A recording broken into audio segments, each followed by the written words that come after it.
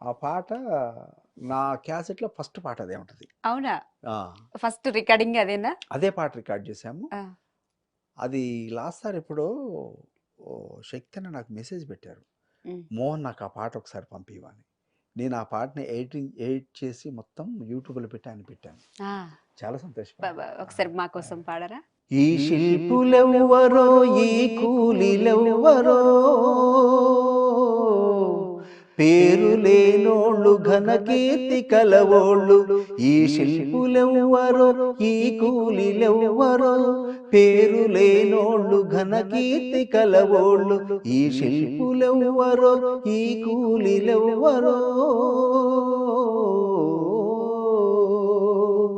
అజంతా ఎల్లోర అమరావతిని చూడు ఓరుగల్లుని హంపి విజయనగరం చూడు మోహంజదారో హరప్పా చూడు ఏదేది చూసినా తోచేది ఒక్కటే ఈ శిల్పులెవ్వరో ఈ కూలీలెవ్వరో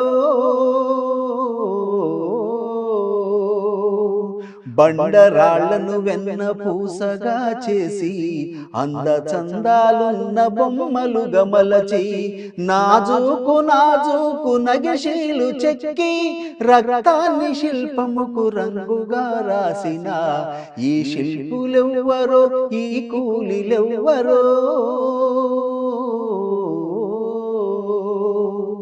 రాళ్ళనే మీటి రాగాలు పలికించి రాతి బొమ్మల చేత భావాలు చెప్పించి ఆవభావాలతో జీవ కళలొలికించి ప్రాణాలనే పోసి ప్రమిదలుగా చేసిన ఈ శిల్పులెవ్వరో ఈ కూలీలెవ్వరో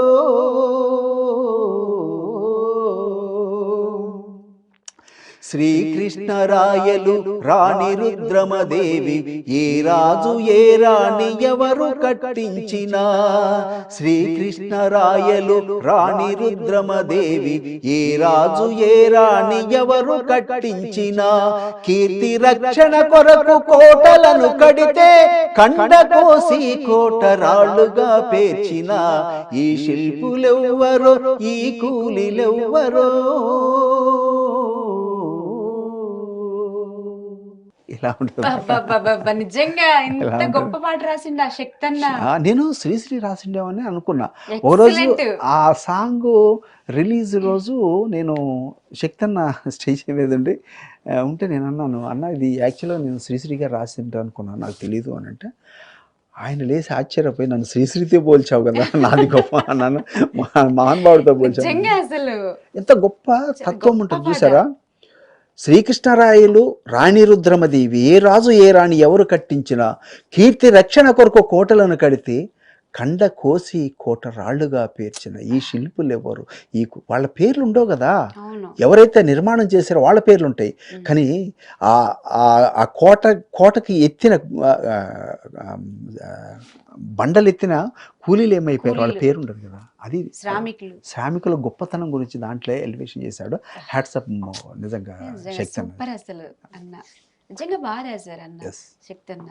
జయరాజన్న ఆరోగ్యం ఎట్లుంది, వెళ్ళారా? జయరాజన్న బాగున్నాడు, ఆయన ఇంకా కొద్ది రోజుల్లో ఆల్రెడీ నడుస్తున్నాడు, ఎవ్రీథింగ్ ఫైన్, గుడ్.